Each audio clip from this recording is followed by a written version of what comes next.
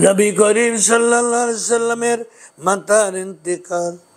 আল্লামা Jalaluddin সৈয়দী রহমতুল্লাহ আলাইহি খাসায়েসুল কুবরা প্রথম খণ্ড 144 পৃষ্ঠা 427 নম্বর হাদিস।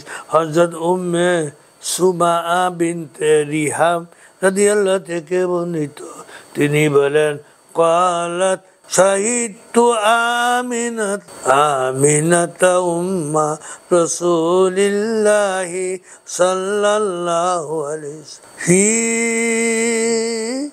إملتها التي ماتحت فيها ومحمد غلام يقع له ولكن الذي। তার জননী বললেন, আমি রাসূল খুদা সাল্লাল্লাহু আলাইহি সাল্লামের জননী হযরত আমেনার অন্তিম রোগশয্যায় উপস্থিত ছিলাম। রাসূল খুদা সাল্লাল্লাহু আলাইহি সাল্লাম তখন 5-6 বছরের বালক ছিলেন এবং জননীর শিয়রে উপবিষ্ট ছিলেন। হযরত আমেনা রাদিয়াল্লাহু আনহা তার মুখের দিকে তাকিয়ে বললেন, বাবা, হে প্রিয় বৎস, আল্লাহ তোমাকে বরকতময় করুক।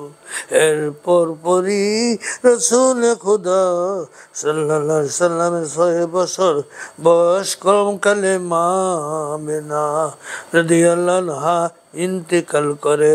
মা আমেনা তাকে সঙ্গে করে মদিনায় পিতার বাড়ি গিয়েছিলেন।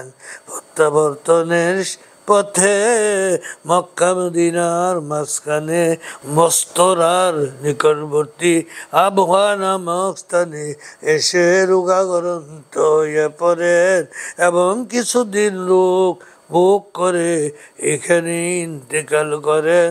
ইন্না লিল্লাহি ওয়া ইন্না ইলাইহি রাজিউন। নবীজি উম্মে আইমনের সাথে মক্কা শরীফে দাদার স্নেহের করে প্রত্যাবর্তন করেন।